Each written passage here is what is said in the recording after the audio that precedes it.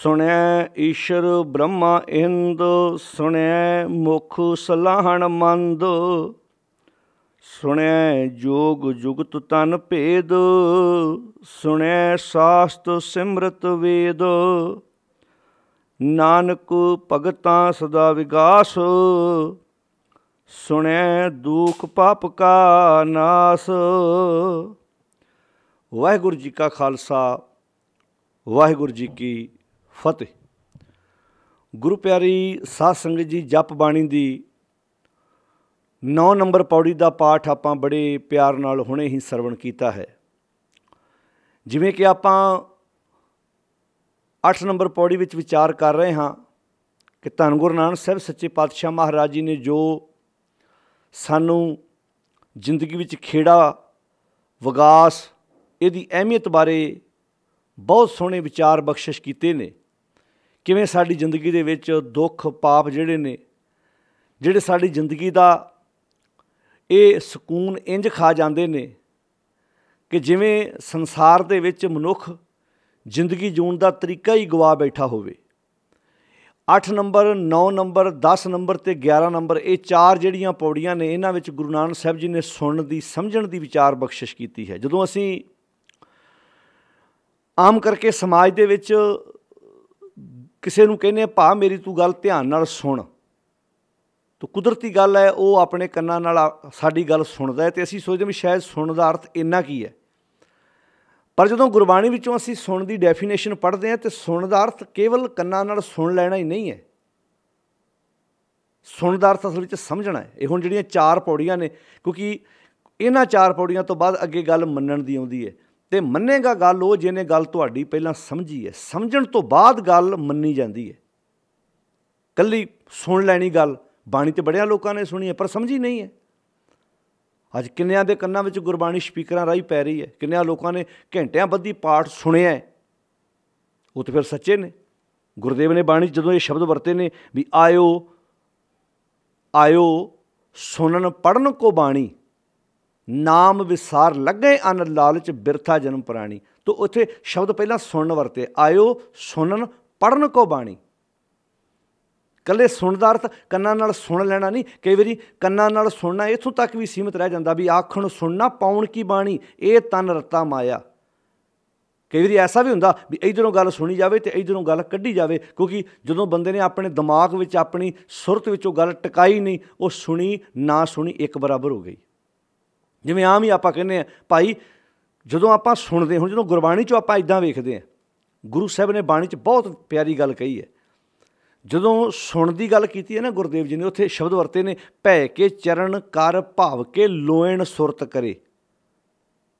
लोएण सुरत करे, सुरत रूपी अख नाल समाज नूं वेखना। लोएण उत्थे जदों लोएण शब्द वरते, लोएण सुरत करे, सुरत दी अख नाल वेखना है, सुरत दी अख दे नाल समझण दा यतन करना। भै के चरण कर भाव के लोएण सुरत करे, नानक कहे सियाणीए इव कंत मिलावा होए।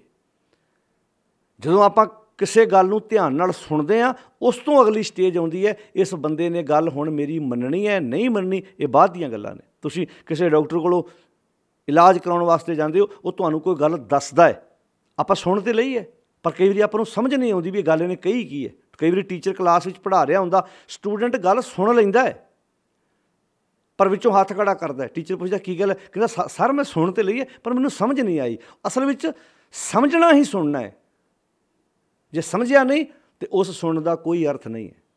कि अज गुरु ग्रंथ साहिब महाराज जी की बाणी अज सिख ने इस तरीके नाल सुनी है, भाव समझी है नहीं समझी।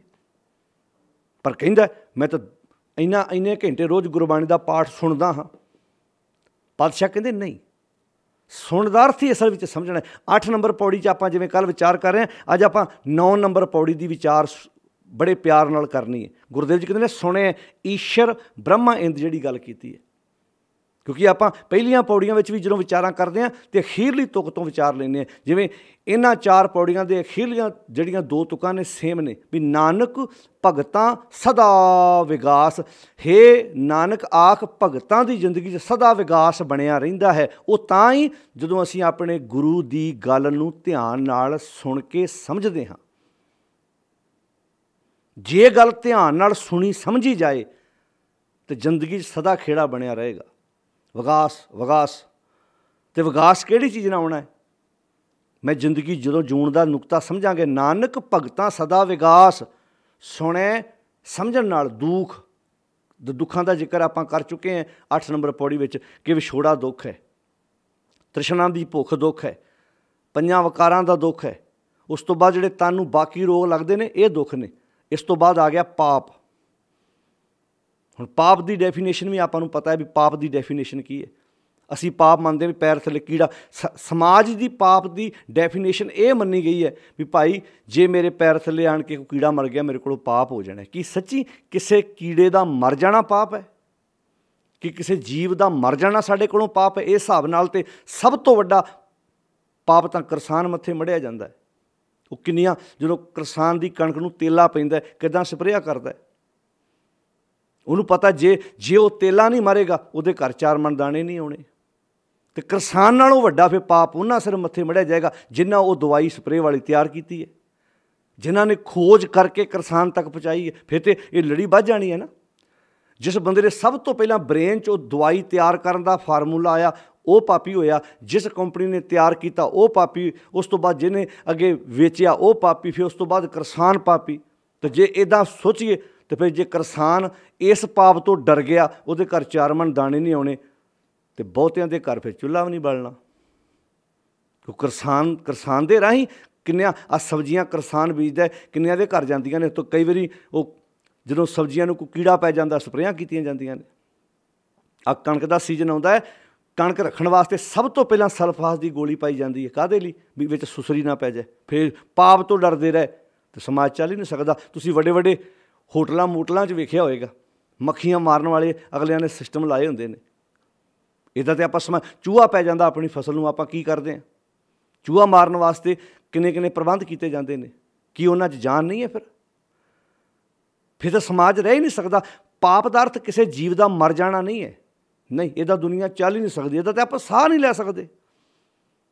ਇਹਦਾ ਤਾਂ ਆਪਾਂ ਦੁਨੀਆ 'ਤੇ ਤੁਰ ਨਹੀਂ ਸਕਦੇ। ਆਪਾਂ ਕਿਸੇ ਰਸਤੇ ਤੁਰਦੇ, ਪਤਾ ਨਹੀਂ ਕਿੰਨੇ ਕੀੜੇ ਸਾਡੇ ਪੈਰਾਂ ਥੱਲੇ ਆਣ ਕੇ ਮਰ ਜਾਂਦੇ ਨੇ। ਪਾਪ ਕੀ ਸੀ ਅਸਲ 'ਚ? ਪਾਪ ਹੈ ਮਾੜੀ ਸੋਚ। ਮਨ ਦੇ ਤਲ 'ਤੇ ਪਾਪ ਹੁੰਦਾ ਹੈ। ਜਦੋਂ ਅਸੀਂ ਕਿਸੇ ਬਾਰੇ ਮਨ ਵਿੱਚ ਸੋਚਦੇ, ਜਿਹੜਾ ਪਾਪ ਹੈ ਉਹ ਮਨ ਦੇ ਤਲ 'ਤੇ ਹੁੰਦਾ, ਅਪਰਾਧ ਤਨ ਦੇ ਤਲ 'ਤੇ ਹੁੰਦਾ ਹੈ। ਜਦੋਂ ਤੁਸੀਂ ਕਿਸੇ ਬਾਰੇ ਮਾੜਾ ਸੋਚਦੇ ਜੇ, ਇਹ ਪਾਪ ਹੈ। ਜਦੋਂ ਉਸ ਮਾੜੀ ਸੋਚ ਨੂੰ ਤੁਸੀਂ ਪ੍ਰੈਕਟੀਕਲ ਰੂਪ ਦੇ ਦੇਣੇ, ਉਹ ਅਪਰਾਧ ਹੈ। ਜਦੋਂ ਅਸੀਂ ਗੁਰੂ ਅਰਜਨ ਸਾਹਿਬ ਮਹਾਰਾਜ ਜੀ ਦਾ ਵਾਕ ਪੜ੍ਹਦੇ ਹਾਂ ਕਿ ਜ਼ਿੰਦਗੀ ਵਿੱਚ ਪਾਪ ਕਿੱਦਾਂ ਹੁੰਦਾ। ਹਮ ਮੈਲੇ ਤੁਮ ਉਜੜ ਕਰਤੇ, ਹਮ ਨਿਰਗੁਣ ਤੂੰ ਦਾਤਾ, ਹਮ ਮੂਰਖ ਤੁਮ ਚਤੁਰ ਸਿਆਣੇ, ਤੂੰ ਸਰਬ ਕਲਾ ਕਾ ਗਿਆਤਾ, ਮਾਧੋ ਹਮ ਐਸੇ ਤੂੰ ਐਸਾ, ਹਮ ਪਾਪੀ ਤੁਮ ਪਾਪ ਖੰਡਨ। ਮਾਧੋ ਅਸੀਂ ਇੱਦਾਂ ਦੇ ਹਾਂ, ਤੁਸੀਂ ਇੱਦਾਂ। ਹਮ ਪਾਪੀ, ਪਾਪ ਅਸੀਂ ਮਾੜੀ ਸੋਚਦੇ, ਅਸੀਂ ਮਾੜੀ ਸੋਚ ਕਰਕੇ ਪਾਪੀ ਹਾਂ, ਤਾਂ ਹਮ ਮੈਲੇ ਹਾਂ ਨਾ। ਮੈਲ ਪਾਪ ਨਾਲ ਸੰਬੰਧ ਰੱਖਦੀ ਹੈ। ਤਾਂ ਇਹ ਹਿਸਾਬ ਨਾਲ ਜਦੋਂ ਕੋਈ ਬੱਚਾ ਆਪਣੀ ਮਾਂ ਬਾਰੇ ਗਲਤ ਸੋਚਦਾ ਹੈ, ਮਾਂ ਆਪਣੇ ਬੱਚੇ ਬਾਰੇ ਗਲਤ ਸੋਚਦੀ ਹੈ, ਪਤੀ ਆਪਣੀ ਪਤਨੀ ਬਾਰੇ, ਦੋਸਤਾਂ ਮਿੱਤਰਾਂ ਭੈਣਾਂ ਭਰਾਵੇ, ਜਦੋਂ ਅਸੀਂ ਮਾੜੀ, ਹੁਣ ਹਰ ਇੱਕ ਨੂੰ ਪਤਾ ਹੁੰਦਾ ਇਹ ਸੋਚ ਮਾੜੀ ਹੈ ਕਿ ਚੰਗੀ ਹੈ, ਹਰ ਇੱਕ ਨੂੰ ਪਤਾ ਹੈ। ਐਸਾ ਨਹੀਂ ਵੀ ਉਹਨੂੰ ਪਤਾ ਨਹੀਂ, ਪਤਾ ਹੈ। ਜਦੋਂ ਕਿਸੇ ਬਾਰੇ ਠੱਗੀ ਬੇਈਮਾਨੀ ਕਰਦਾ, ਉਹਨੂੰ ਉਸ ਸੋਚ ਬਾਰੇ ਪਤਾ ਵੀ ਇਹ ਹੈ ਚੀਜ਼ ਚੰਗੀ ਨਹੀਂ, ਪਰ ਉਹਨੂੰ ਇੰਝ ਲੱਗਦਾ ਵੀ ਇਹ ਤੋਂ ਬਿਨਾਂ ਮੇਰਾ ਗੁਜ਼ਾਰਾ ਨਹੀਂ ਹੋਣਾ। ਹੈ ਤਾਂ ਪਾਪ ਹੀ ਹੈ ਨਾ, ਪਰ ਉਸ ਪਾਪ ਤੋਂ ਬਿਨਾਂ ਉਹਨੂੰ ਲੱਗਦਾ ਵੀ ਜੇ ਮੈਂ ਇਹ ਛੱਡ ਦਿੱਤਾ ਤਾਂ ਸੰਸਾਰ ਚੱਲੂ ਕਿੱਦਾਂ। ਕਾਸ਼ ਕਿਤੇ ਅਸੀਂ ਇਹ ਪਾਪ ਕਰਨਾ ਛੱਡ ਦਈਏ। ਕਿੰਨੀਆਂ ਮਾਵਾਂ, ਕਿੰਨੇ ਬੱਚੇ, ਕਿੰਨੇ ਭੈਣ ਭਰਾ ਇੱਕ ਦੂਜੇ ਬਾਰੇ ਮਾੜਾ। ਇਹਨੂੰ ਇੰਝ ਵੀ ਕਿਹਾ ਭਗਤ ਰਵਿਦਾਸ ਜੀ ਨੇ, ਮੇਰੀ ਸੰਗਤ ਪੋਚ ਸੋਚ ਦਿਨ ਰਾਤੀ। ਜਦੋਂ ਸਾਡਾ ਮਨ ਪੰਜਾਂ ਦੀ ਸੰਗਤ ਕਰਦਾ ਅਤੇ ਸੋਚ ਆਪਣੇ ਆਪ ਹੀ ਦਿਨ ਰਾਤ ਮਾੜੀ ਹੋ ਜਾਂਦੀ ਹੈ। ਕਿਉਂਕਿ ਜਿੱਦਾਂ ਹੀ ਤੁਸੀਂ ਸੰਗਤ ਕਰਦੇ ਹੋ, ਉਹਦਾ ਅਸਰ ਤੁਹਾਡੇ ਉੱਤੇ ਜ਼ਰੂਰ ਪੈਂਦਾ ਹੈ। ਹੁਣ ਜਦੋਂ ਮਨ ਦੀ ਸੰਗਤ ਹੀ ਵਿਸ਼ਿਆਂ ਵਿਕਾਰਾਂ ਵਾਲੀ ਹੈ, ਮੇਰੀ ਸੰਗਤ ਪੋਚ ਸੋਚ ਦਿਨ ਰਾਤੀ, ਮੇਰਾ ਕਰਮ ਕੁਟਲਤਾ। ਹੁਣ ਕਰਮ ਤੇ ਬਾਅਦ ਵਿੱਚ ਬਣਨਾ ਹੈ ਨਾ, ਪਹਿਲਾਂ ਤਾਂ ਸੋਚ ਬਣਦੀ ਹੈ, ਸੋਚ ਤੋਂ ਬਾਅਦ ਹੀ ਕਰਮ ਬਣਦਾ ਹੈ ਨਾ। ਕੀ ਤੁਸੀਂ ਸੋਚਦੇ ਹੋ ਬੰਦਾ ਇੱਕਦਮ ਚੋਰੀ ਕਰਦਾ? ਨਹੀਂ, ਚੋਰੀ ਦੀ ਪਹਿਲਾਂ ਪਲੈਨਿੰਗ ਆਉਂਦੀ ਦਿਮਾਗ 'ਚ, ਚੋਰੀ ਬਾਰੇ ਪਹਿਲਾਂ ਸੋਚ ਆਉਂਦੀ ਹੈ। ਕੀ ਤੁਸੀਂ ਸੋਚਦੇ ਹੋ ਬੰਦਾ ਇੱਕਦਮ ਵਕਾਰ ਭੋਗਣ ਲੱਗ ਪੈਂਦਾ? ਨਹੀਂ, ਉਸ ਵਕਾਰ ਭੋਗਣ ਦੇ ਪਿੱਛੇ ਪਤਾ ਨਹੀਂ ਸੋਚ ਕਿੰਨੀ ਦੇਰ ਦੀ ਕੰਮ ਕਰ ਰਹੀ ਸੀ। ਉਹਨੂੰ ਮੌਕਾ ਨਹੀਂ ਸੀ ਮਿਲ ਰਿਹਾ ਉਸ ਸੋਚ ਨੂੰ ਪ੍ਰੈਕਟੀਕਲ ਰੂਪ ਦੇਣ ਵਾਸਤੇ। ਮੇਰੀ ਸੰਗਤ ਪੋਚ ਸੋਚ ਦਿਨ ਰਾਤੀ, ਮੇਰਾ ਕਰਮ ਕੁਟਲਤਾ, ਜਨਮ ਕੁਭਾਂਤੀ। ਜਨਮ ਮਾਤਾ ਦੇ ਗਰਭ ਚੋਂ ਲੈਣ ਕਰਕੇ ਕੋਈ ਉੱਚਾ ਨੀਵਾਂ ਨਹੀਂ ਹੁੰਦਾ, ਜਨਮ ਕੰਮਾਂ ਕਰਕੇ ਮਾੜਾ ਹੁੰਦਾ। ਕਿੱਡੇ ਮਰਜ਼ੀ ਉੱਚੇ ਘਰਾਣੇ 'ਚ ਬੰਦਿਆ ਤੂੰ ਪੈਦਾ ਹੋਇਆ ਹੋਵੇ, ਪਰ ਜੇ ਤੇਰੀਆਂ ਆਦਤਾਂ ਮਾੜੀਆਂ ਨੇ ਤਾਂ ਫਿਰ ਇਹਨੂੰ ਬਾਣੀ ਕਹਿੰਦੀ ਨਹੀਂ, ਨਾਨਕ ਨਾਮੈ ਬਾਜ ਸਨਾਤ, ਪਰ ਘਰ ਜੋ ਹੀ ਨੀਚ ਸਨਾਤ। ਜਦੋਂ ਤੂੰ ਆਪਣਾ ਅਸਲੀ ਘਰ ਛੱਡ ਬੈਠਦਾ ਹੈ ਉਦੋਂ ਤੂੰ ਨੀਵੇਂ ਅਸਲੇ ਦਾ ਹੋ ਜਾਂਦਾ, ਮਹਾਰਾਜ ਦੀ ਬਾਣੀ ਕਹਿੰਦੀ ਹੈ। ਨਾਨਕ ਭਗਤਾਂ ਸਦਾ ਵਿਗਾਸ, ਤੇ ਸੁਣੇ ਦੁਖ ਪਾਪ ਕਾ ਨਾਸ। ਜਦੋਂ ਇਹ ਸਮਝ ਆਈ ਤਾਂ ਫਿਰ ਪਤਾ ਲੱਗਾ ਅਸਲੀਅਤ ਦੀ। ਸੁਣਿਆ ਈਸ਼ਰ ਬ੍ਰਹਮਾ ਇੰਦ। ਈਸ਼ਰ ਜਿਵੇਂ ਆਪਾਂ ਪਿੱਛੇ ਪੜ੍ਹ ਆਏ ਹਾਂ, ਈਸ਼ਰ ਬ੍ਰਹਮਾ ਇੰਦ। ਈਸ਼ਰ ਮੀਨਿੰਗ ਸ਼ਿਵ, ਸ਼ਿਵ ਜੀ। ਬ੍ਰਹਮਾ ਮੀਨਿੰਗ ਬ੍ਰਹਮਾ, ਕਿਉਂਕਿ ਇਹ ਕੈਟਾਗਰੀਆਂ ਮੰਨੀਆਂ ਗਈਆਂ ਸੀ। ਬ੍ਰਹਮਾ ਦੁਨੀਆ 'ਤੇ ਪੈਦਾ ਕਰਦਾ ਹੈ, ਵਿਸ਼ਨੂੰ ਰਿਜ਼ਕ ਦਿੰਦਾ ਹੈ ਅਤੇ ਸ਼ਿਵ ਮਾਰਦਾ ਹੈ। ਇਹਨੂੰ ਪਹਿਲਾਂ ਵੀ ਦੁਨੀਆ ਮੰਨਦੀ ਸੀ, ਅੱਜ ਵੀ ਦੁਨਿਆਵੀ ਲੋਕ ਆਮ ਸਾਡੇ ਸਮਾਜ ਵਿੱਚ ਮੰਨ ਰਹੇ ਨੇ। ਮੰਨੀ ਜਾਣ, ਅਸੀਂ ਕਿਸੇ ਨੂੰ ਮੰਨਣ ਤੋਂ ਰੋਕ ਨਹੀਂ ਸਕਦੇ, ਪਰ ਆਪਾਂ ਗੁਰਮਤਿ ਵਾਲੇ ਪੱਖ ਤੋਂ ਇਹ ਗੱਲ, ਜਿਵੇਂ ਆਪਾਂ ਪਹਿਲਾਂ ਪੌੜੀਆਂ ਵਿੱਚ ਸਮਝ ਆਏ ਹਾਂ ਵੀ ਗੁਰ ਈਸ਼ਰ, ਗੁਰ ਗੋਰਖ ਬ੍ਰਹਮਾ, ਗੁਰ ਪਾਰਬਤੀ ਮਾਈ, ਇਹਨਾਂ ਨੂੰ ਲੋਕ ਗੁਰੂ ਕਰਕੇ ਜਾਣਦੇ ਸੀ, ਰੱਬ ਕਰਕੇ ਜਾਣਦੇ ਸੀ। ਕਹਿੰਦੇ ਮੰਨੀ ਜਾਣ ਗੁਰੂ ਇਹਨਾਂ ਨੂੰ, ਗੁਰ ਈਸ਼ਰ, ਗੁਰ ਗੋਰਖ ਬ੍ਰਹਮਾ, ਗੁਰ ਪਾਰਬਤੀ ਮਾਈ। ਪਰ ਜੇ ਹਉ ਜਾਣਾ, ਜੇ ਮੈਨੂੰ ਅਸਲੀਅਤ ਦੀ ਸਮਝ ਆ ਜਾਏ, ਜੇ ਮੈਨੂੰ ਪਤਾ ਲੱਗ ਜਾਏ ਕਿ ਉਹ ਸਥਾਪਿਤ ਨਹੀਂ ਹੋ ਸਕਦਾ, ਜਿਵੇਂ ਥਾਪਿਆ ਨਾ ਜਾਏ ਕੀਤਾ ਨਾ ਹੋਏ। ਜੇ ਹੋ ਜਾਣਾ ਆਖਾਂ ਨਹੀਂ ਕਹਿਣਾ, ਕਥਨ ਨਾ ਜਾਈ। ਗੁਰਾ ਇੱਕ ਦੇ ਬੁਝਾਈ, ਸਭਨਾ ਜੀਆਂ ਕਾ ਇੱਕ ਦਾਤਾ ਸੋ ਮੈਂ ਵਿਸਰ। ਜਿਵੇਂ ਆਪਾਂ 5 ਨੰਬਰ ਪੌੜੀ ਵਿੱਚ ਇਹ ਵਿਚਾਰ ਕਰ ਆਏ ਹਾਂ, ਜਿਹੜੀ ਆਪਾਂ ਹੁਣ 9 ਨੰਬਰ ਪੌੜੀ 'ਚ ਵਿਚਾਰ ਕਰ ਰਹੇ ਹਾਂ। ਗੁਰੂ ਸਾਹਿਬ ਨੇ ਇੱਦਾਂ ਲੜੀ ਨੂੰ ਤੋਰਿਆ, ਜਿਵੇਂ ਇੱਥੇ ਕਿਤੇ ਸੁਣਿਆ, ਸੁਣਨ ਕਰਕੇ, ਯਾਨੀ ਕਿ ਸਮਝਣ ਕਰਕੇ ਮੈਨੂੰ ਹੁਣ ਇਹ ਸਮਝ ਆ ਗਈ ਹੈ, ਈਸ਼ਰ ਬ੍ਰਹਮਾ ਇੰਦ, ਇਹਨਾਂ ਦੀ ਅਸਲੀਅਤ ਸਮਝ ਆ ਗਈ ਹੈ। ਹੁਣ ਮੈਂ ਇਹਨਾਂ ਨੂੰ ਗੁਰੂ ਕਿਉਂ ਕਹਾਂ? ਹੁਣ ਮੈਂ ਇਹਨਾਂ ਦੀ ਪੂਜਾ ਕਿਉਂ ਕਰਾਂ? ਮੈਂ ਕੋਈ ਸ਼ਿਵਰਾਤਰੀ ਮਨਾਵਾਂ? ਜਿਹਨਾਂ ਦਾ ਹੈਗਾ ਉਹ ਮਨਾਉਣ, ਮੈਂ ਕਿਉਂ ਮਨਾਵਾਂ? ਉਹ ਮੰਨਦੇ ਨੇ, ਉਹ ਸਥਾਪਿਤ ਮੰਨਦੇ, ਮੰਨੀ ਜਾਣ, ਮੈਂ ਨਹੀਂ ਮੰਨਦਾ। ਤੁਸੀਂ ਕਿਸੇ ਨੂੰ ਧੱਕੇ ਨਾਲ ਥੋੜ੍ਹਾ ਮਨਾ ਸਕਦੇ ਹੋ। ਇਹ ਹੈ ਗੁਰੂ ਪਾਤਸ਼ਾਹ ਦਾ ਪੱਖ। ਪਰ ਅੱਜ ਗੁਰੂ ਨਾਨਕ ਸਾਹਿਬ ਦੇ ਪੈਰੋਕਾਰ ਅਖਵਾਉਣ ਵਾਲੇ ਵੀ ਤੁਹਾਨੂੰ ਸ਼ਿਵਰਾਤਰੀਆਂ ਮਨਾਉਂਦੇ ਨਜ਼ਰ ਆਉਣਗੇ। ਅੱਜ ਗੁਰੂ ਨਾਨਕ ਸਾਹਿਬ ਦੇ ਪੈਰੋਕਾਰ ਮੰਨਣ ਵਾਲੇ ਬੰਦੇ ਵੀ ਤੁਹਾਨੂੰ ਅੱਜ ਵਰਖਾ ਨਾ ਹੁੰਦੀ ਹੋਵੇ ਤੇ ਇੰਦਰ ਦੀ ਪੂਜਾ ਕਰਦੇ ਨਜ਼ਰ ਆਉਣਗੇ। ਅੱਜ ਜਦੋਂ ਕਈ ਵਾਰੀ ਮੀਂਹ ਨਹੀਂ ਪੈਂਦਾ ਤੇ ਕਿੱਦਾਂ ਇੰਦਰ ਨੂੰ ਖੁਸ਼ ਕਰਨ ਵਾਸਤੇ ਕਿੱਦਾਂ ਪੂਜਾ ਕਰਾਈ ਜਾਂਦੀ ਹੈ, ਕਿੱਦਾਂ ਜੱਗ ਕਰਾਏ ਜਾਂਦੇ ਨੇ, ਕਿੱਦਾਂ ਪ੍ਰਸੰਨ ਕਰਨ ਵਾਸਤੇ ਤੁਰੇ ਫਿਰਦੇ ਨੇ। ਤਾਂ ਗੁਰੂ ਸਾਹਿਬ ਜੀ ਨੇ ਜਿਹੜੀ ਇੱਥੇ ਕਹੀ ਹੈ, ਸੁਣਿਆ, ਸੁਣਨ ਕਰਕੇ, ਯਾਨੀ ਕਿ ਸੁਣਨ ਦਾ ਚੇਤਾ ਰੱਖਿਓ। ਸੁਣਨ ਮੀਨਿੰਗ ਦਾ ਅਰਥ ਹੈ ਸਮਝਣਾ। ਨਹੀਂ ਤਾਂ ਬੜੀ ਦੁਨੀਆ ਗੱਲ ਸੁਣਦੀ ਹੈ, ਜਿਵੇਂ ਆਪਾਂ ਪਹਿਲਾਂ ਵੀ ਗੱਲ ਕਰ ਰਹੇ ਹਾਂ। ਆਪਾਂ ਤੁਸੀਂ ਕਿਸੇ ਬੰਦੇ ਨੂੰ ਕੋਈ ਗੱਲ ਕਹਿਣੀ ਹੋਵੇ, ਉਹ ਗੱਲ ਤੁਹਾਡੀ ਸੁਣ ਲੈਂਦਾ ਹੈ, ਪਰ ਉਹ ਕੀ ਕਹਿੰਦਾ, ਮੇਰਾ ਧਿਆਨ ਕਿਸੇ ਹੋਰ ਬੰਨੇ ਚਲ ਗਿਆ ਸੀ। ਉਹ ਧਿਆਨ ਨਾਲ ਹੀ ਤਾਂ ਗੱਲ ਸਮਝਣੀ ਸੀ, ਸੁਣਨੀ ਸੀ। ਆਪਾਂ ਕਈ ਵਾਰੀ ਵੇਖਦੇ ਹਾਂ, ਬੰਦਾ ਵੇਖ ਤੁਹਾਡੇ ਵੱਲ ਰਿਹਾ ਹੈ, ਸਿਰ ਵੀ ਮਾਰ ਰਿਹਾ ਹੈ, ਤੁਸੀਂ ਆਪਣੀ ਗੱਲ ਪੂਰੀ ਕੰਪਲੀਟ ਕਰ ਜਾਂਦੇ ਹੋ। ਉਹ ਅਖੀਰ 'ਚ ਕਹਿੰਦਾ, ਮੈਨੂੰ ਤਾਂ ਗੱਲ ਦਾ ਪਤਾ ਨਹੀਂ ਲੱਗਾ ਕਿ ਐਸਾ ਸੁਣਿਆ ਨਹੀਂ, ਸੁਣਿਆ ਸੀ ਉਹਨੇ,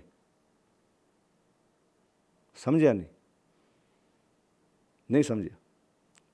ਸਟੂਡੈਂਟ ਜਿਹੜੇ ਵੀਰ ਬੱਚੇ ਘਰਾਂ 'ਚ ਬੈਠੇ ਸੁਣ ਰਹੇ, ਉਹਨਾਂ ਨੂੰ ਪਤਾ ਹੋਣਾ ਜਦੋਂ ਟੀਚਰ ਪੜ੍ਹਾਉਂਦਾ ਹੈ, ਕਈ ਵਾਰੀ ਟੀਚਰ ਆਪਣੀ ਪੂਰੀ ਕਲਾਸ ਲਾ ਜਾਂਦਾ ਹੈ, ਸਟੂਡੈਂਟ ਨੂੰ ਅੱਗੇ ਬੈਠਿਆਂ ਕਈਆਂ ਗੱਲਾਂ ਦੀ ਸਮਝ ਹੀ ਨਹੀਂ ਆਉਂਦੀ। ਐਸਾ ਨਹੀਂ ਵੀ ਉਹਨੇ ਸੁਣਿਆ ਨਹੀਂ, ਸੁਣਿਆ ਕੱਲੀ ਗੱਲ। ਕਿੰਨੇ ਸਪੀਕਰਾਂ 'ਚ ਪਾਠ ਹੋ ਰਿਹਾ, ਸਾਰਾ ਪਿੰਡ ਸੁਣ।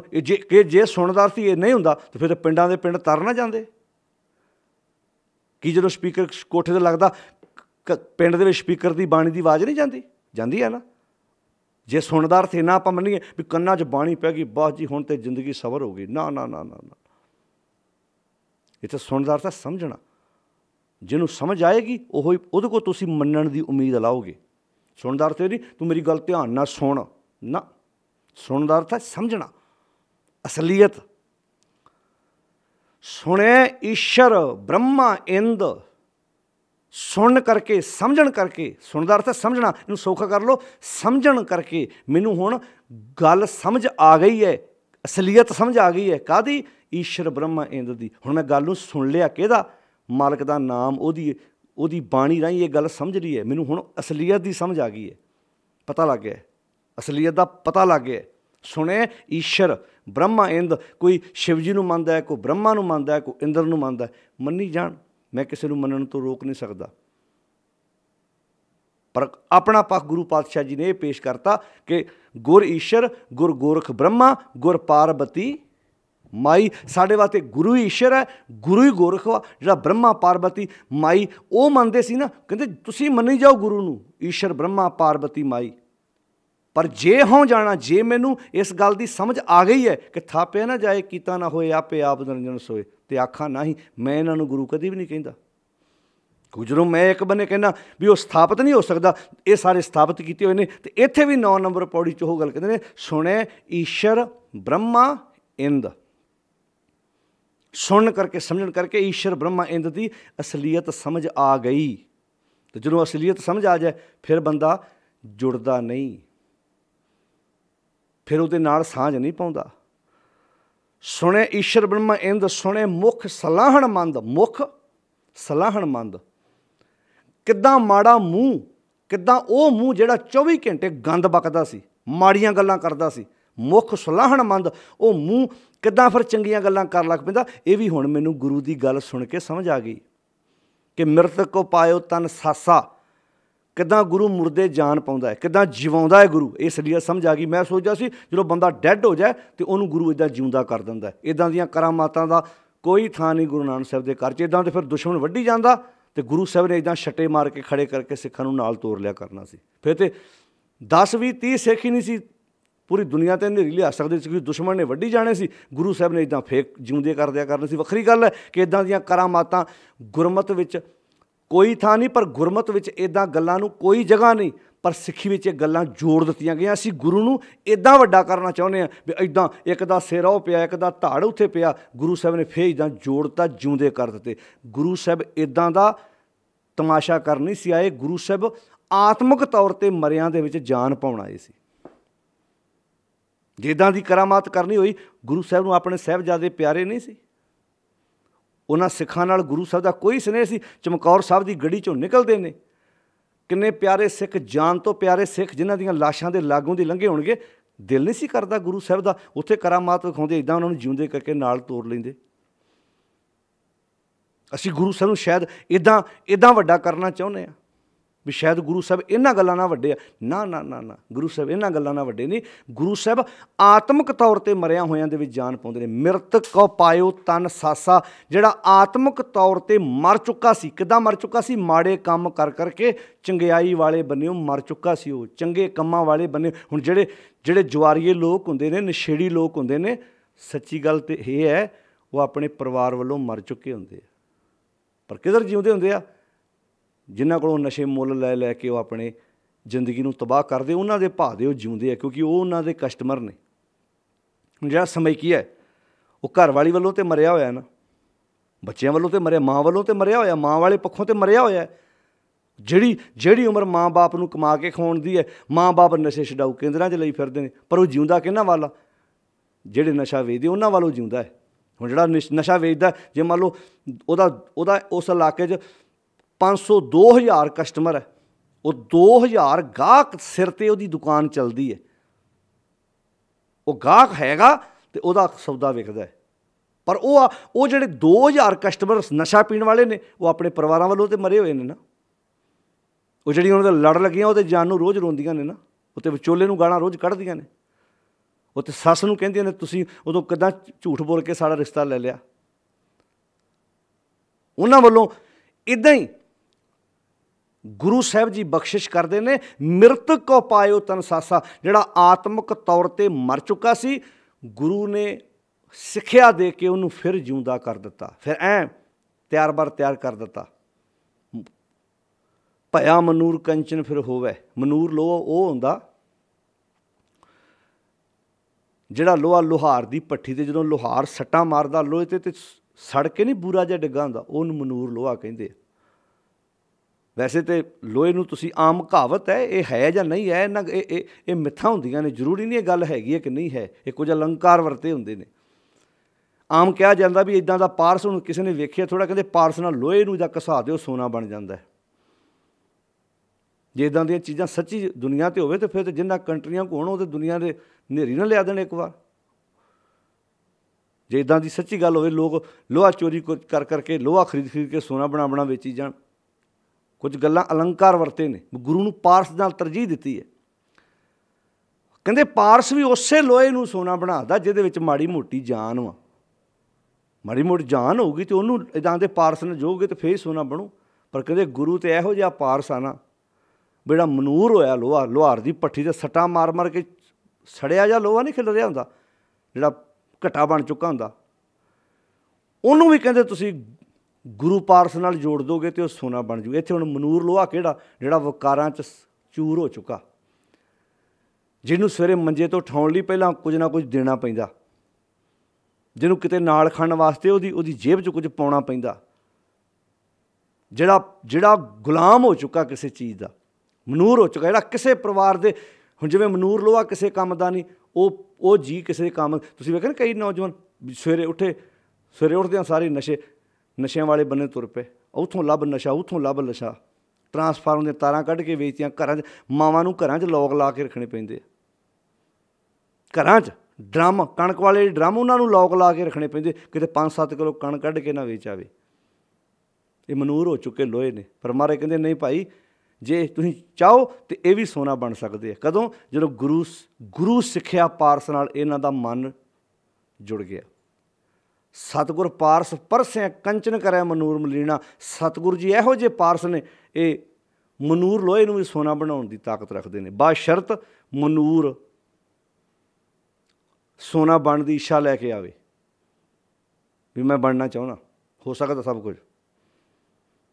ਭਇਆ ਮਨੂਰ ਕੰਚਨ ਫਿਰ ਹੋਵੇ, ਜੇ ਗੁਰ ਮਿਲੇ, ਆਹ ਸ਼ਬਦ ਚਿੱਤਰ, ਜੇ ਗੁਰ ਮਿਲੇ ਤਨੇਹਾ, ਜੇ ਗੁਰੂ ਇਹੋ ਜਿਹਾ ਗੁਰੂ ਮਿਲ ਪਵੇ, ਸਿੱਖਿਆ ਜਿਹੜਾ ਅੰਦਰ ਜਾਨ ਪਾ ਦੇਵੇ, ਜਿਹੜਾ ਮਿਰਤਕ ਕੋ ਪਾਇਓ ਤਨ ਸਾਸਾ, ਤੇ ਬਿਸ਼ਰਤ ਆਣ ਮਿਲਾਇਆ, ਜਿਹੜਾ ਵਿਛੜ ਚੁੱਕਾ ਸੀ ਸੱਚ ਨਾਲੋਂ, ਦੂਰੀ ਪੈ ਚੁੱਕੀ ਸੀ, ਲਿਆ ਕੇ ਉਹਨੂੰ ਮਿਲਾ ਦਿੱਤਾ। ਬਿਸ਼ਰਤ ਆਣ ਮਿਲਾਇਆ, ਪਸ਼ੂ ਪ੍ਰੇਤ ਮੁਗਧ ਭੈ ਸ਼ਰੋਤੇ। ਪਸ਼ੂ ਪ੍ਰੇਤ ਮੁਗਧ ਮੂਰਖ ਭੈ ਸ਼ਰੋਤੇ। ਹੁਣ ਪਸ਼ੂ ਸ਼ਰੋਤਾ ਕਿੱਦਾਂ ਬਣ ਜਾਊ ਬਈ?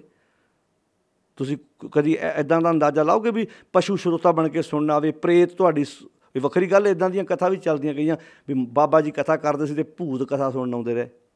ਜੇ ਤੁਹਾਨੂੰ ਪਤਾ ਹੁਣ ਵੀ ਉਹ ਕਿਹਨਾਂ ਦੀ ਮੈਂ ਗੱਲ ਕਰ ਰਿਹਾ।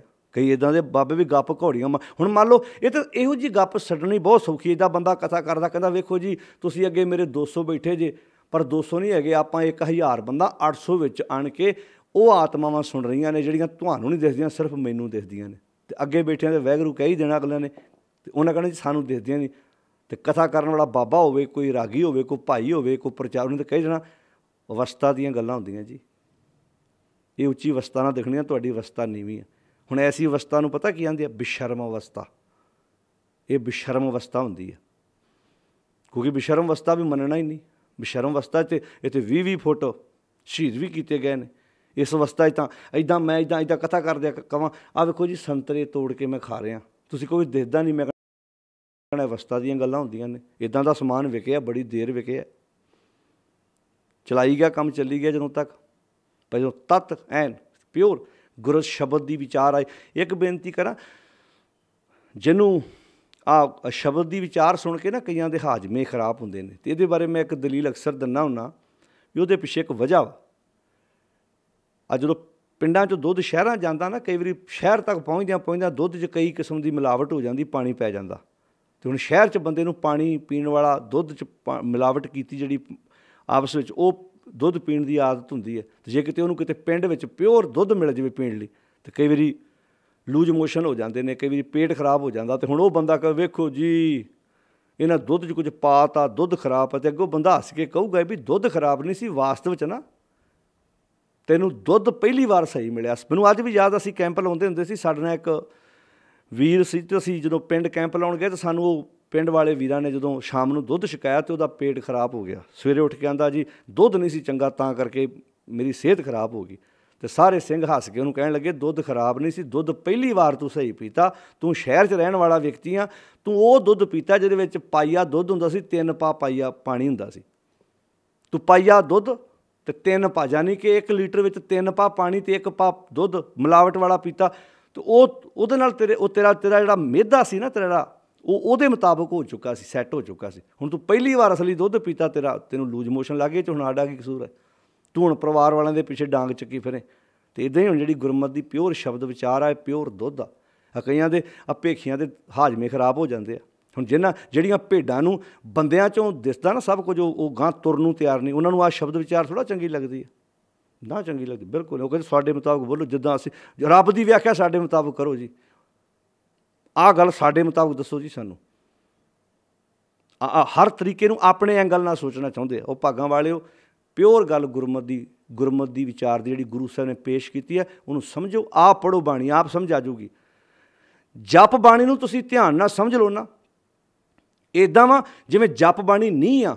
ਅੱਗੇ ਗੁਰੂ ਸਾਹਿਬ ਨੇ ਫਿਰ ਮਹੱਲੋ ਸਾਰ ਦਿੱਤੇ, ਅਤੇ ਅੱਗੇ ਵਿਚਾਰਾਂ ਦਿੱਤੀਆਂ ਵੀ ਕਿੱਦਾਂ ਜ਼ਿੰਦਗੀ ਨੂੰ ਅੱਗੇ ਜਿਉਣਾ। ਪਾਤਸ਼ਾਹ ਬਹੁਤ ਸੋਹਣੇ ਤਰੀਕੇ ਨਾਲ ਪੇਸ਼ ਕਰਦੇ। ਪਸ਼ੂ ਪ੍ਰੇਤ ਮੁਗਧ ਪੈ ਸਰੋਤੇ। ਇੱਥੇ ਕਿਸੇ ਮੱਝ ਗਾਂ ਦੀ ਗੱਲ ਨਹੀਂ ਹੋ ਰਹੀ ਇੱਥੇ ਵੀ ਉਹਨੇ ਸਰੋਤਾ ਬਣਨਾ। ਮੱਝ ਨੇ ਜਿੰਨੇ ਮਰਜ਼ੀ ਉਹਨੂੰ ਸ਼ਬਦ ਸੁਣਾ ਲਓ, ਉਹਨੇ ਦੁੱਧ ਹੀ ਦੇਣਾ।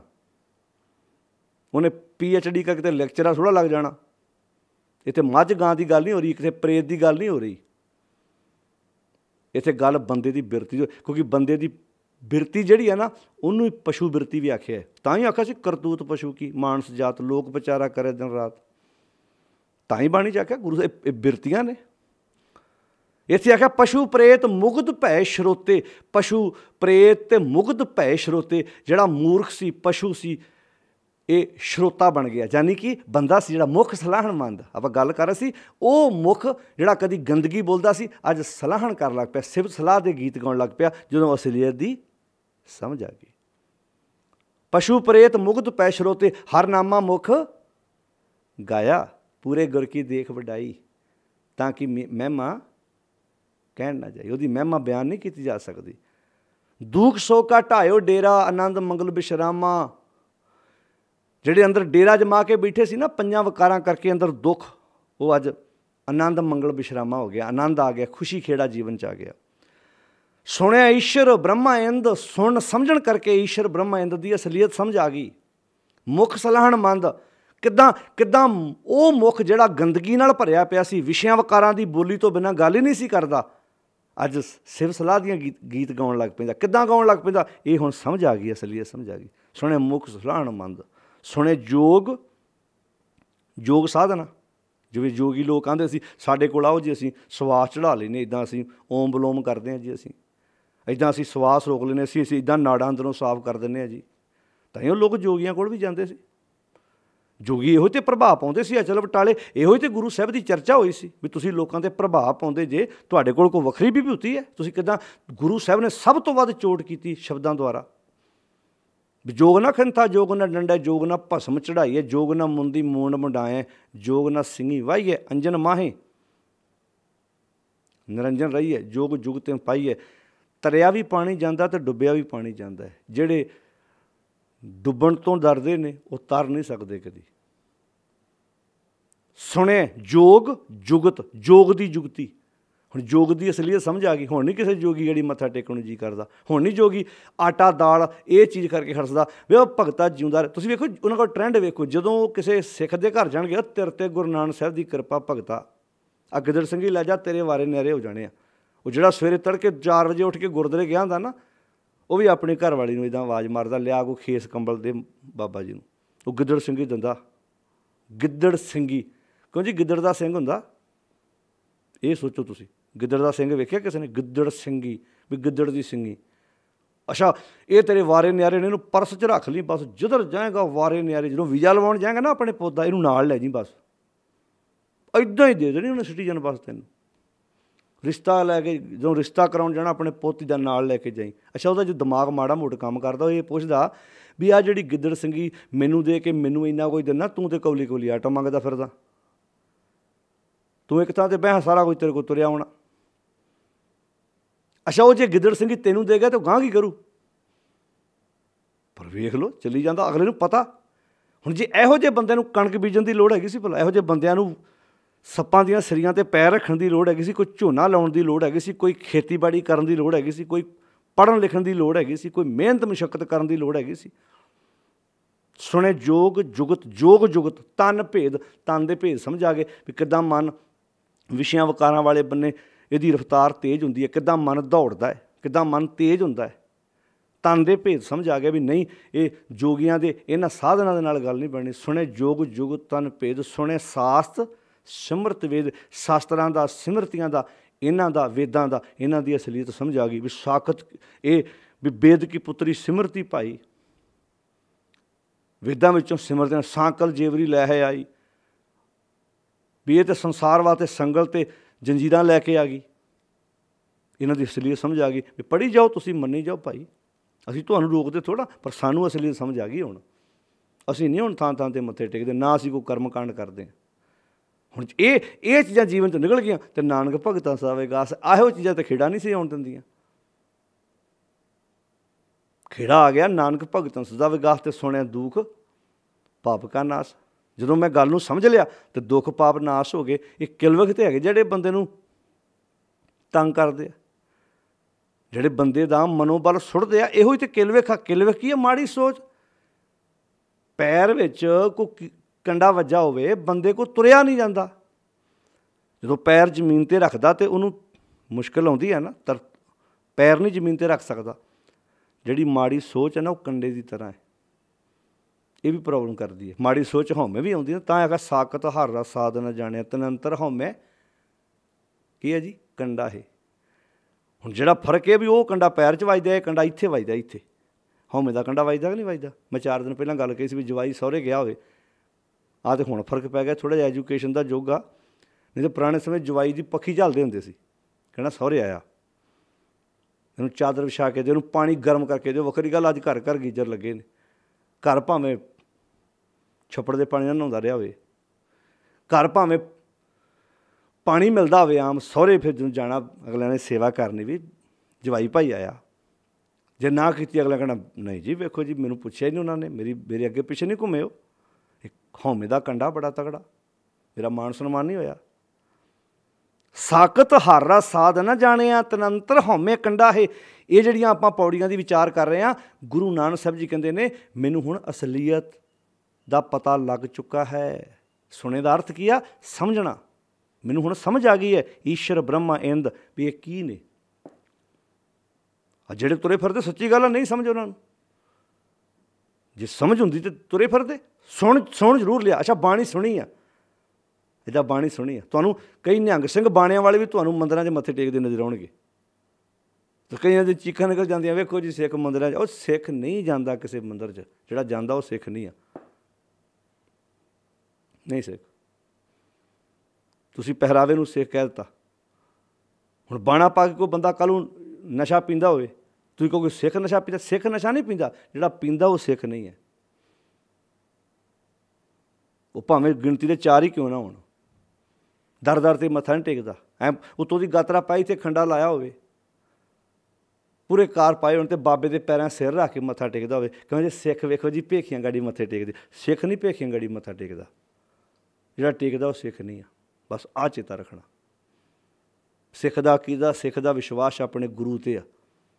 ਗੁਰ ਈਸ਼ਰ, ਗੁਰ ਗੋਰਖ ਬ੍ਰਹਮਾ, ਗੁਰ ਪਾਰਬਤੀ ਮਾਈ। ਬਸ ਆਹ ਚੇਤਾ ਰੱਖਣਾ। ਜੇ ਹੋ ਜਾਣਾ, ਜੇ ਗੱਲ ਮਹਾਰਾਜ ਇਹ ਕਹਿੰਦੇ, ਜੇ ਮੈਨੂੰ ਇਹਨਾਂ ਦੀ ਅਸਲੀਅਤ ਸਮਝ ਲੱਗ ਗਈ ਆ, ਮੈਨੂੰ ਹੁਣ ਪਤਾ ਲੱਗ ਗਿਆ, ਅਤੇ ਮੈਨੂੰ ਇਹ ਵੀ ਪਤਾ ਲੱਗ ਗਿਆ ਵੀ ਥਾਪਿਆ ਨਾ ਜਾਏ ਕੀਰਤਨ ਹੋਏ, ਅਤੇ ਆਖਾਂ ਨਹੀਂ ਮੈਂ ਇਹਨਾਂ ਨੂੰ ਗੁਰੂ ਕਿਉਂ ਆਖਾਂ। ਅਤੇ 9ਵੀਂ ਪੌੜੀ 'ਚ ਵੀ ਇਹੋ ਗੱਲ ਕਹਿੰਦੇ ਆ ਵੀ ਸੁਣੇ ਈਸ਼ਰ ਬ੍ਰਹਮਾ ਇੰਦ, ਸੁਣੇ ਮੁਖ ਸਲਾਹਣ ਮੰਦ। ਹੁਣ ਸਮਝ ਆ ਗਈ ਆ, ਸਮਝ ਆ ਗਈ ਆ ਵੀ ਕਿੱਦਾਂ ਮੰਦਾ ਮੂੰਹ ਸਿਫਤ ਸਲਾਹ ਕਰਦਾ ਫਿਰ ਉਹਦੀ। ਜਿਸ ਮੂੰਹ ਦੇ ਨਾਲ ਕਦੀ ਉਹਦੀ ਉਸਤਤ ਨਹੀਂ ਸੀ ਹੋਈ, ਜਿਸ ਮੂੰਹ ਨਾਲ ਕਦੀ ਚੰਗੀ ਗੱਲ ਨਹੀਂ ਸੀ ਹੋਈ, ਅੱਜ ਉਹ ਮੂੰਹ ਮੰਦਾ ਮੂੰਹ ਕੀ ਹੁੰਦਾ ਭਲਾ? ਮੂੰਹ ਬਰਸ਼ ਨਾ ਕੀਤਾ ਹੋਵੇ ਉਹਨੂੰ ਮੰਦਾ ਮੂੰਹ ਕਹਿੰਦੇ ਨੇ? ਨਹੀਂ, ਭਾਵੇਂ ਤੂੰ ਬਹੁਤ ਸੋਹਣੇ ਬਰਸ਼ ਕੀਤੇ ਹੋਣ, ਸੋਹਣੀਆਂ ਪੇਸਟਾਂ ਵਰਤੀਆਂ ਹੋਣ, ਪਰ ਜਦੋਂ ਤੂੰ ਇਸ ਮੂੰਹ ਨਾਲ ਝੂਠੀਆਂ ਗਵਾਹੀਆਂ ਦਿੰਦਾ, ਇਸ ਮੂੰਹ ਨਾਲ ਕਿਸੇ ਦੇ ਘਰ ਲੜਾਈ ਪਾਉਣ ਦੀ ਗੱਲ ਕਰਦਾ, ਇਸ ਮੂੰਹ ਨਾਲ ਭਰਾਵਾਂ 'ਚ ਫਿੱਕ ਪਵਾਉਣਾ, ਇਸ ਮੂੰਹ ਨਾਲ ਆਪਣੀ ਸਵਾਰਥ ਵਾਲੀ ਬੋਲੀ ਬੋਲਦਾ, ਉਹਨੂੰ ਗੰਦਾ ਮੂੰਹ ਆਂਦੇ ਆ। ਜਿਵੇਂ ਹੱਥਾਂ ਨੂੰ ਮਿੱਟੀ ਲੱਗੀ ਹੋਵੇ ਅਤੇ ਹੱਥ ਗੰਦੇ ਨਹੀਂ ਹੁੰਦੇ, ਇੱਦਾਂ ਤਾਂ ਕਿਰਸਾਨ ਦੇ ਹੱਥ ਫਿਰ ਵਿਚਾਰੇ ਦੇ ਮੈਲੇ ਹੀ ਆ। ਇੱਦਾਂ ਫਿਰ ਆੜੇ ਆ ਬਾਬੇ ਚਿੱਟ ਕੱਪੜੀਏ ਜਿਹੜੇ ਰੋਟੀ ਵੀ ਗਲ 'ਚ ਯੂਰੀਆ ਪਾ ਕੇ ਖਾਂਦੇ ਆ, ਉਹ ਤਾਂ ਫਿਰ ਬੜੇ ਨਹਾਤੇ ਧੋਤੇ ਆ, ਫਿਰ ਉਹ ਤਾਂ ਬੜੇ ਸਾਫ ਸੁਥਰੇ ਆ। ਪਰ ਉਹ ਕਿਰਸਾਨ ਦੀ ਜੁੱਤੀ ਦੀ ਰੀਸ ਨਹੀਂ ਕਰ ਸਕਦੇ ਜਿਹੜਾ ਕਿਰਸਾਨ ਸਵੇਰੇ ਉੱਠ ਕੇ ਆਪਣੇ ਖੇਤਾਂ 'ਚ ਕੰਮ ਕਰਦਾ, ਜਿਹਦੇ ਹੱਥਾਂ ਨੂੰ ਗੋਹਾ ਵੀ ਲੱਗ ਜਾਂਦਾ ਸੀ ਬਲਦਾਂ ਦੇ ਪਿੱਛੇ ਹਲ ਵਾਉਂਦੇ ਆ। ਕਿਉਂ? ਕਿਉਂਕਿ ਉਹਦਾ ਅੰਦਰ ਸਾਫ਼ ਸੀ, ਉਹਦਾ ਅੰਦਰ ਸਾਫ਼ ਸੀ। ਉੱਥੇ ਭਾਵੇਂ ਬਾਰ-ਬਾਰ ਹੱਥ ਧੋਂਦੇ ਸੀ। तो फिर गल नूं समझो, मुख गंदा किहड़ा जिहड़ा वकारां दी बोली बोलदा।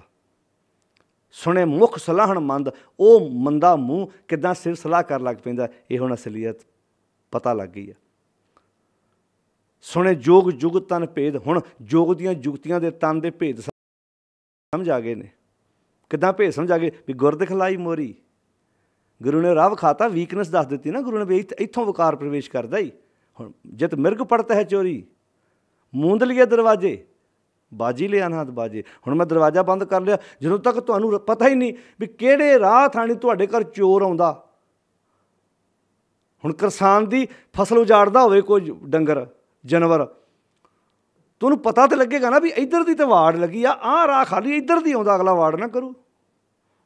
ਹੁਣ ਮੰਨ ਲਓ ਉਹਨੇ 15 ਕਿੱਲਿਆਂ ਦੇ ਬੰਨੇ ਬੰਨੇ ਵਾੜ ਕੀਤੀ ਹੋਵੇ ਅਤੇ 1-2-4 ਕਨਾਲਾਂ ਥਾਂ ਵਿੱਚ ਜਿੱਥੇ ਵਾੜ ਨਾ ਕੀਤੀ ਹੋਵੇ ਅਤੇ ਉੱਧਰ ਦੀ ਡੰਗਰ ਵੜ ਜਾਵੇ, ਵੇਖੂਗਾ ਨਾ ਵੀ ਆਹ ਵਾ ਜਗ੍ਹਾ, ਇੱਥੋਂ ਬੰਦ ਕਰਦੀ ਹੈ। ਬਸ ਗੱਲ ਇੰਨੀ ਹੈ, ਤੁਹਾਡਾ ਕੁੜਤਾ ਕੋਈ ਕਮੀਜ਼ ਕੋਈ ਪੈਂਟ ਪਾੜ ਗਈ ਹੈ ਅਤੇ ਤੁਹਾਨੂੰ ਦੱਸਤਾ ਕਿਸੇ ਨੇ ਵੀ ਆਹ ਭਾਈ ਮਾੜਾ ਜਿਹਾ ਗੋਡੇ ਤੋਂ ਫਟੀ ਹੈ, ਤੁਸੀਂ ਰਫੂ ਕਰਾਓਗੇ ਨਾ, ਠੀਕ ਕਰਾਓਗੇ ਉਹ ਬੁਟੀਕ ਦੇ ਕੋਲ ਜਾ ਕੇ, ਟੇਲਰ ਦੇ ਕੋਲ। ਬਸ ਇੱਦਾਂ ਗੁਰੂ ਨੇ ਵੀਕਨੈਸ ਦੱਸਤੀ, ਫਿਰ ਬੰਦੇ ਨੇ ਉਹ ਰਾਹ ਬੰਦ ਕਰ ਲਿਆ ਵੀ ਇੱਧਰ ਦੀ ਵਕਾਰ ਪ੍ਰਵੇਸ਼ ਕਰਦੇ। ਗੁਰ ਦਿਖਲਾਈ ਮੋਰੀ, ਜਿਤ ਮਿਰਗ ਪੜਤ ਹੈ ਚੋਰੀ। ਹੁਣ ਮੂੰਦ ਲਈਏ ਦਰਵਾਜ਼ੇ ਬਾਜੀ ਲਿਆ ਨਾ ਬਾਜੇ। ਹੁਣ ਅੰਦਰ ਖੇੜਾ ਬਣ ਗਿਆ, ਖੁਸ਼ੀ ਆ ਗਈ, ਨਾਨਕ ਭਗਤਾਂ ਸਦਾ ਵੀ ਕਹਿੰਦਾ ਹੱਸਦਾ ਰਹਿੰਦਾ, ਖੇੜੇ 'ਚ ਰਹਿੰਦਾ ਬੰਦਾ। ਤਾਂ ਸੁਣੇ ਦੁੱਖ ਪਾਪ ਕਾ ਨਾਸ਼। ਆਓ ਆਪਾਂ ਇਹ 2 ਪੌੜੀਆਂ ਸੁਣਨ ਵਾਲੀਆਂ ਵਿਚਾਰੀਆਂ ਨੇ, ਅਗਲੀਆਂ ਫਿਰ 2 ਪੌੜੀਆਂ ਇੱਦਾਂ ਹੀ ਆਪਾਂ ਵਿਚਾਰਾਂਗੇ। ਧੰਨਵਾਦ, ਤੁਸੀਂ ਬੜੇ ਟਿਕਾ ਨਾਲ ਰੋਜ਼ ਬੜਾ ਸੋਹਣਾ ਰਿਸਪੌਂਸ ਮਿਲ ਰਿਹਾ, ਸੰਗਤਾਂ ਬੜੇ ਧਿਆਨ ਨਾਲ ਸੁਣ ਰਹੀਆਂ ਨੇ। ਇਹ ਉਹ ਬਾਣੀ ਜਿਹੜੀ ਅਸੀਂ ਰੋਜ਼ਾਨਾ ਪੜ੍ਹਨ ਦਾ ਦਾਅਵਾ ਕਰਦੇ, ਪੜ੍ਹੋ, ਸਮਝੋ, ਵਿਚਾਰੋ। ਇਹ ਇੱਦਾਂ ਦਾ ਸਮੁੰਦਰ ਸਾਗਰ ਮੋਤੀ ਪਰੋਏ ਆ, ਜਿੰਨੀ ਵਾਰ ਚੁੱਭੀਆਂ ਮਾਰੀ ਜਾਓਗੇ ਤੁਹਾਨੂੰ ਹੋਰ ਕੁਝ ਲੱਭੀ ਜਾਣਾ। ਸਾਡੇ ਨਾਲ ਵਾਪਰਦਾ ਕਈ ਵਾਰੀ ਇੱਕ ਸ਼ਬਦ ਦੀ ਵਿਚਾਰ ਇੱਕ ਵਾਰੀ ਕਰਦੇ, ਦੂਜੀ ਵਾਰੀ ਹੋਰ ਵਧੀਆ ਆਨੰਦ ਆਉਂਦਾ, ਤੀਜੀ ਵਾਰੀ ਹੋਰ ਆਨੰਦ ਆਉਂਦਾ।